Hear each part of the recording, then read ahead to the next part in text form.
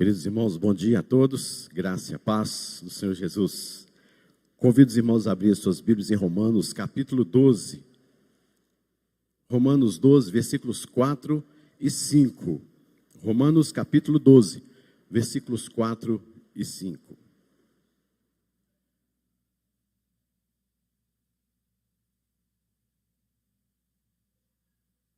Romanos 12, versículos 4 e 5 nos diz assim: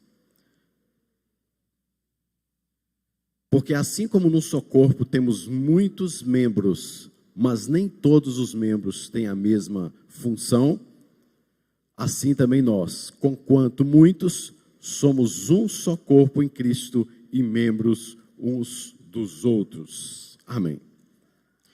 Vamos orar ao Senhor. Deus, em nome de Jesus, venha falar conosco, venha tratar com os nossos corações nesta manhã, que o Teu Espírito Santo nos ilumine, ó Deus, a que sejamos tocados pelo Senhor, em nome de Jesus. Amém, Senhor. Porque assim como num só corpo temos muitos membros, mas nem todos os membros têm a mesma função, assim também nós, com quantos sejamos muitos, somos um só corpo em Cristo e membro uns dos outros. Meus irmãos, o que precisamos saber sobre a Igreja de Cristo? O que precisamos saber de fato sobre a Igreja de Cristo? Temos visto, queridos, que nos últimos tempos, e não somente nos nossos tempos, mas um tempo também que se sucedeu após a ascensão de Jesus, após a morte dos discípulos, sendo assim a Igreja liderada pelos pais apostólicos, assim chamamos, a Igreja foi perdendo o seu sentido de essência, de vida, o seu estilo, a sua harmonia, a sua pregação, o seu ensino. E isso durante muitos séculos. E durante estes séculos, tantas coisas entraram na igreja, o que fez com que se desconfigurasse completamente o que de fato é a Igreja do Senhor. Até que chegou a Reforma Protestante, depois de vários anos, inúmeros séculos.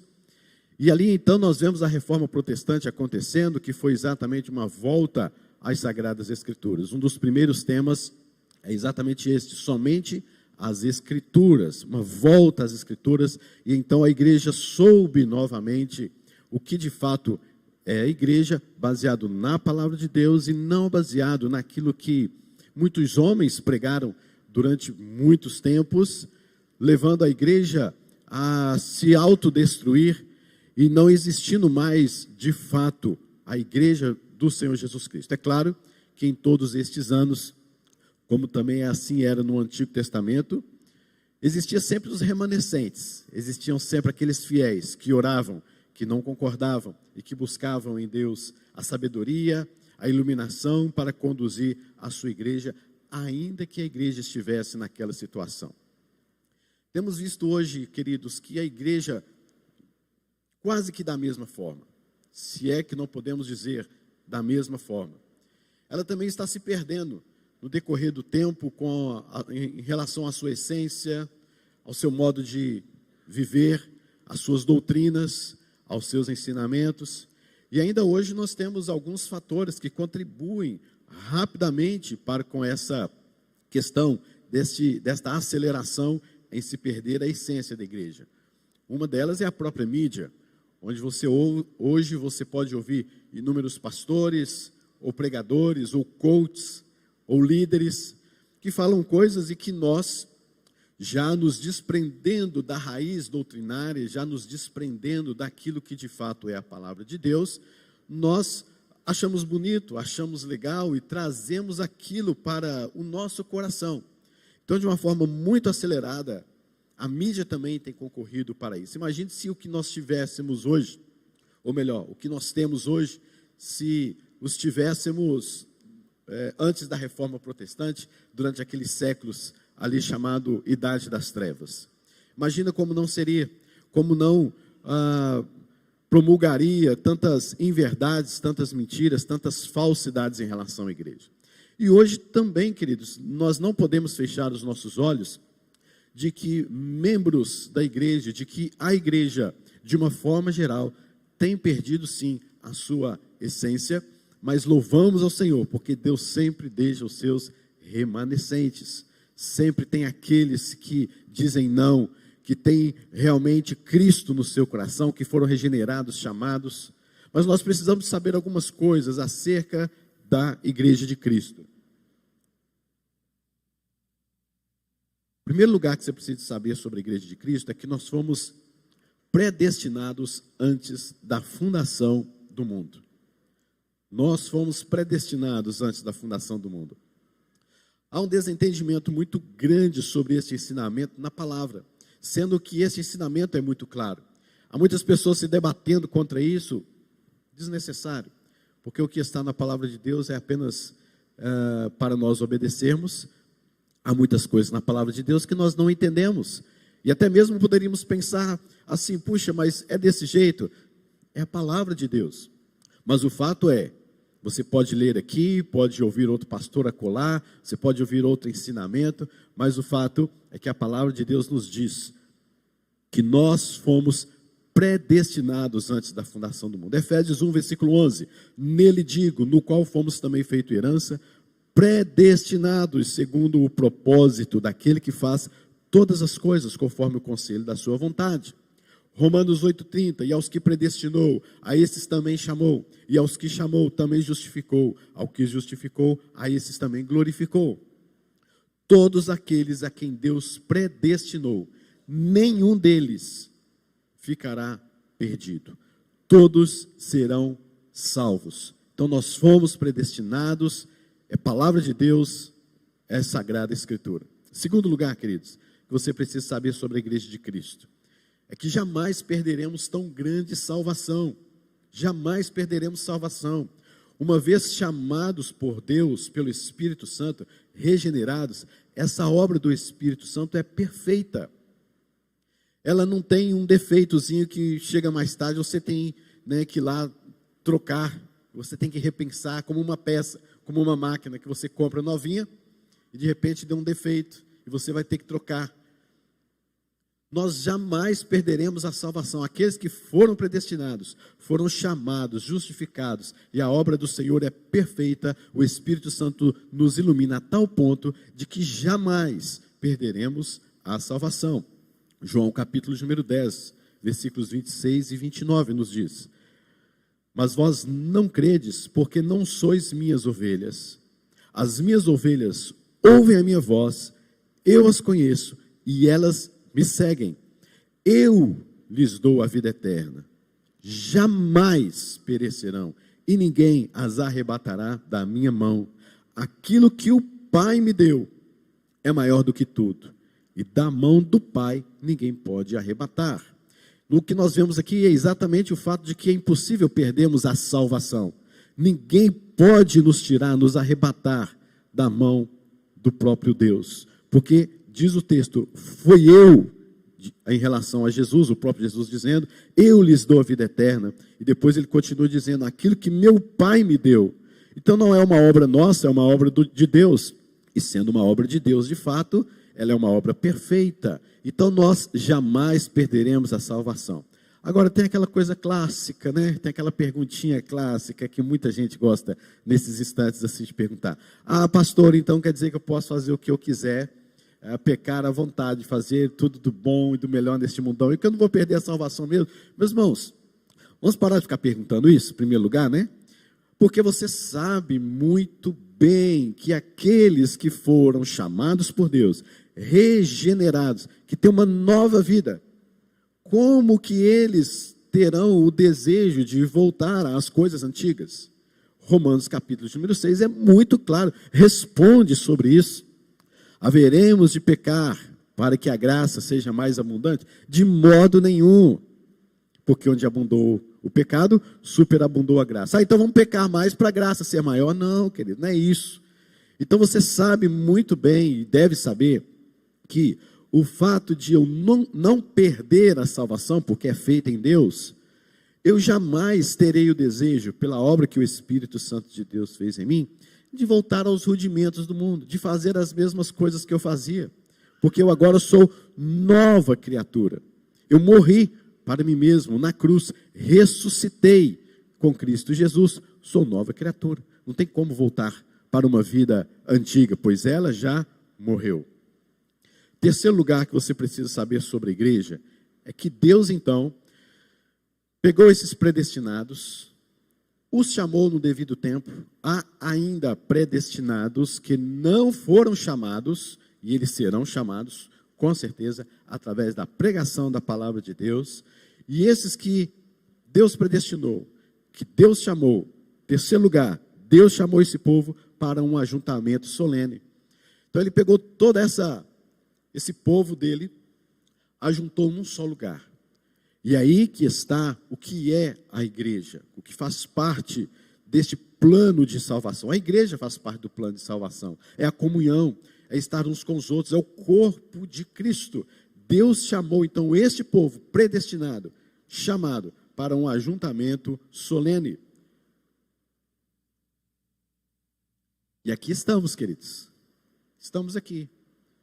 Eu tenho certeza da minha predestinação, porque o Espírito Santo de Deus é que me convenceu, é que me transformou, é que me dá a garantia, que me selou, não por causa de uma coisa vista em mim, de jeito nenhum.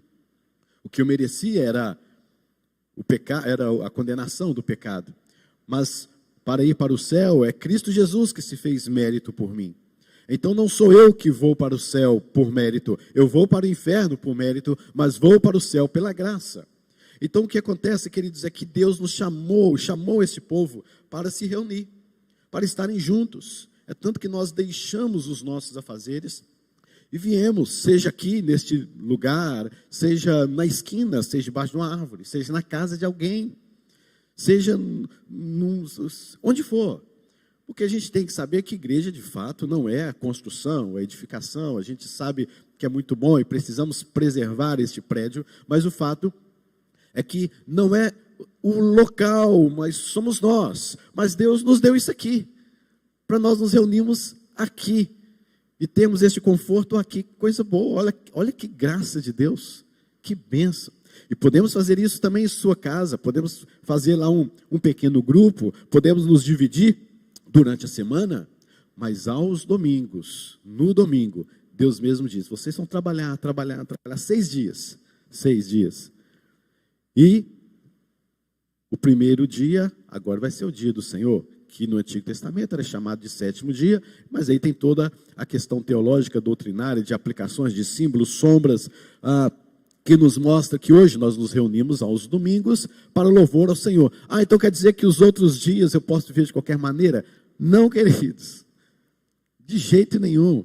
O domingo é o dia em que os predestinados, os chamados, os regenerados vão se reunir e juntos vão chegar a encontrar e tendo o mesmo Senhor, tendo o mesmo sentimento, uma só fé, um só batismo.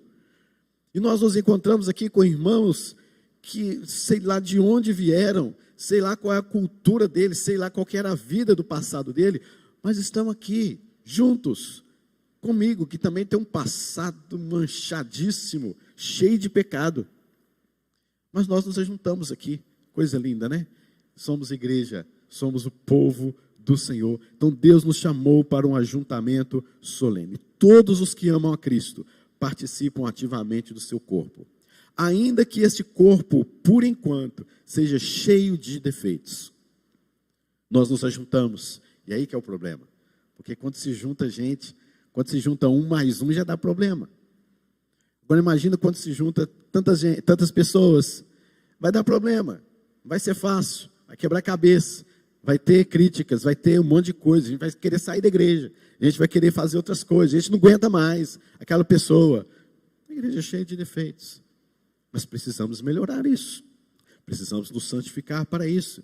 Mas querido, se você participa de uma igreja e sabe o que isso significa, biblicamente falando, você então sabe o que é vocação eficaz, você sabe o que é regeneração, conversão, fé, arrependimento, justificação, você sabe o que é ser adotado por Cristo, você sabe o que é a santificação, a perseverança, você entende e sabe o que nós estamos falando sobre a glorificação final. Então tudo isso são coisas que compõem a igreja. Se você não sabe dessas coisas, é bom você aprender. É necessário você aprender. É importantíssimo você aprender. Mas em quarto lugar, o que você precisa saber sobre a igreja é que há sim, então, uma grande falta de entendimento sobre o que é a igreja. Há uma grande falta sobre o que é a igreja. É interessante porque eu vejo muitas pessoas, muitos membros de igreja, aqui na 12, em outros lugares, com outros pastores que a gente se encontra ou conversa, é que há muitas pessoas que participam de uma igreja, mas não sabem o que de fato é a igreja. E começam a cobrar dos seus líderes algumas coisas que aquilo não condiz com o que é a igreja. E a pessoa acha que a igreja tem que agir daquela forma, daquela maneira, mas não é assim, porque não faz parte do que é a igreja. Tudo bem, até pode fazer, até pode dar algumas coisas nesse sentido, mas isso não é a essência da igreja. Então tem várias coisas assim. Há pessoas com diversos tipos de pensamentos sobre o que é a igreja, cobram seus líderes quanto a isso, mas aquilo não faz parte da essência da igreja, porque geralmente estas pessoas ainda não entenderam o que de fato é a igreja. A concepção que você tem sobre a igreja pode vir de fundamentos nada bíblicos. Hoje tem a igreja para tudo quanto há. Você quer ser rico, tem igreja para você ser rico. Você quer curar da sua doença, e só isso, tem igreja para você fazer isso. Se você quer uma igreja para você arrumar um namorado, uma namorada, um casamento, tem igreja para isso. Se você quiser igreja para você se emocionar e mostrar que você é quase que um Deus, e que Deus é quase que um servo para você, você tem igreja para isso. Você tem igreja para tudo quanto há, querido. Agora, qual que é a igreja verdadeira? Meus irmãos, aquilo que você aprende numa igreja qualquer igreja que você participe, que você aprende, aquilo que você aprende começa a fazer parte do seu estilo de vida, do seu pensamento, dos seus princípios, dos seus valores, do seu comportamento.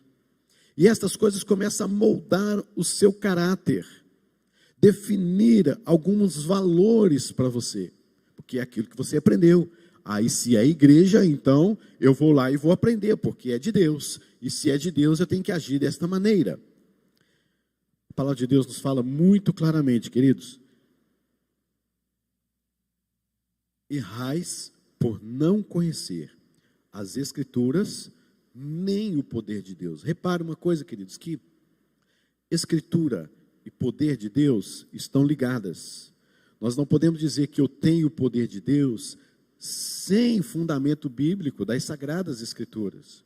Eu não posso dizer que eu entendo da Escritura, da teologia dela, das doutrinas todas, de quem disse isso, de quem disse aquilo outro, a posição filosófica do fulano de tal, se eu não tenho o poder da Escritura, o poder de Deus sobre a minha vida.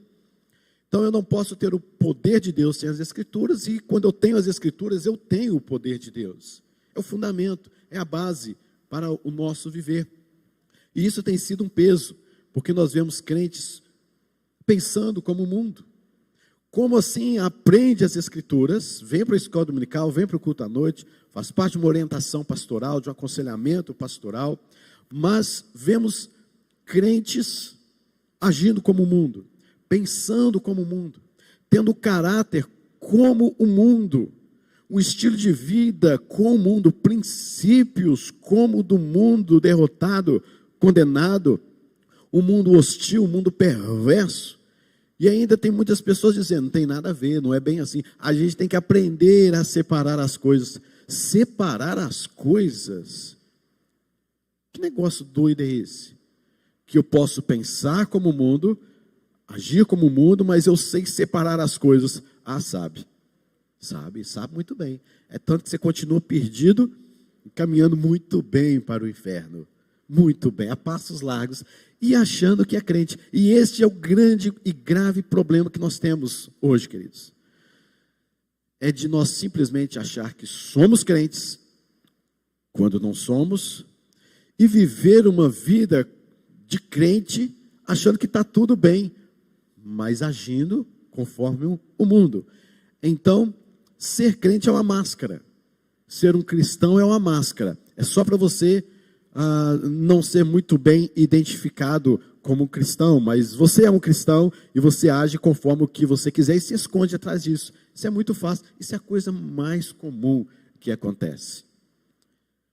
Através da igreja é que nós aprendemos que devemos orar, porque é na igreja que você aprende Bíblia. Então na igreja é que nós aprendemos que devemos orar, mas oramos pouco, quase não oramos, ou de fato nem oramos. É através da igreja que aprendemos que devemos fazer missões, levar o evangelho para todos os povos, línguas, tribos, raças, mas não fazemos o mínimo esforço, nem nos tornamos dispostos a isso. É através da igreja que pais aprendem que devem ensinar os seus filhos a lerem a Bíblia e a orar com eles, mas essa é uma atividade quase ignorada no nosso meio. É através da igreja que aprendemos que o jovem e o adolescente devem guardar puros os seus caminhos, observando-os segundo a tua palavra. Mas o jovem e o adolescente preferem andar longe da igreja e virem só quando puderem, só quando quiserem, do jeito deles, não interessam tanto. Aprendemos sobre a volta de Cristo, mas não nos preparamos para isso. Aprendemos sobre dízimos e ofertas, mas estamos, na verdade, sempre questionando. É uma base que somente se questiona e não pratica.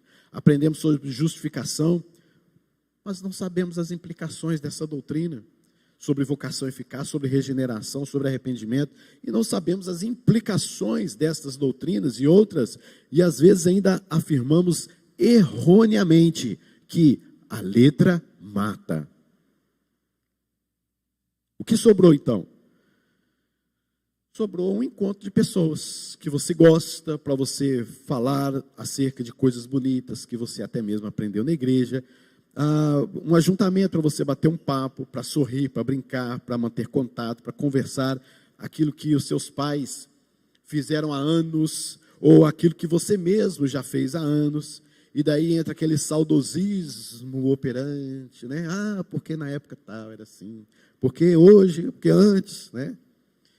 E você acaba mantendo uma tradição de coisas, achando esquisito, estranho, quando falamos sobre o que é verdadeiramente igreja. Estas coisas não têm nenhum mal em si mesmas. Não há nenhum mal em si mesmo.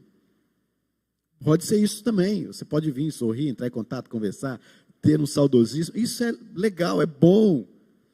Mas igreja não é isso. Não significa somente isso. Não é isso a essência da igreja. Porque isso aqui pode virar um encontro.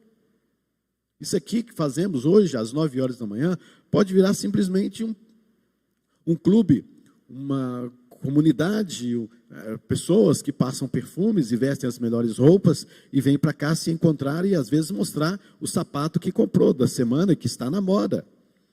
Mas igreja não é isso, é muito mais do que isso. Então nós temos que levar a sério o que de fato é a igreja de Cristo. Em Romanos capítulo número 8, 29, nos diz: porquanto aos que de antemão conheceu, também os predestinou para serem conformes à imagem de seu Filho, a fim de que ele seja o primogênito entre muitos irmãos. Nós fomos chamados para sermos conforme à imagem do Filho de Deus. Quem edificou a igreja é Cristo. Quem morreu pela igreja foi Cristo. Quem ressuscitou pela igreja foi Cristo. Cristo estabeleceu princípios para esta igreja, queridos.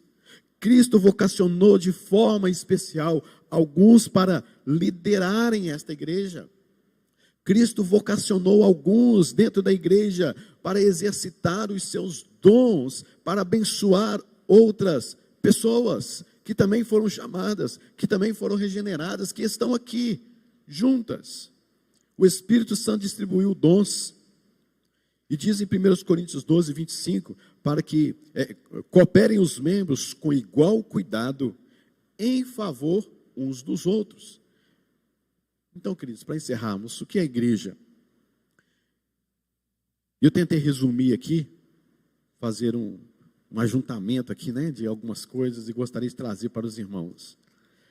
Igreja é o ajuntamento solene de todos aqueles que morreram para si mesmos e para o mundo e vivem para a glória de Deus, de acordo com a vontade de Deus, tornando-se uma família que busca a santidade, é aperfeiçoada pela eficácia do poder do Espírito Santo, estão unidos uns aos outros no amor, participam dos mesmos dons e graças e estão obrigados ao cumprimento dos deveres públicos e particulares que contribuem para o seu muito proveito, tanto no homem interior como no exterior.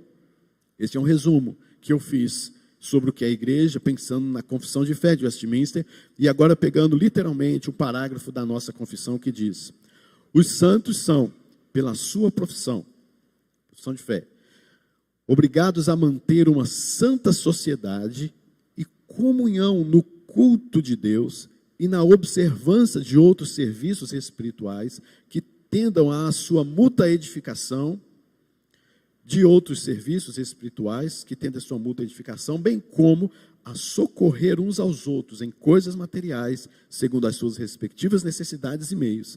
Esta comunhão, conforme Deus oferecer ocasião, deve estender-se a todos aqueles, em qualquer lugar, que invocam o nome do Senhor Jesus. Amém, queridos?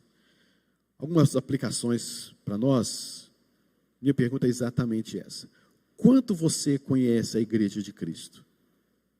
Quanto? Você conhece, de fato, o que é a igreja? Para que ela existe? A essência? O que você está fazendo aqui? Você sabe por quê?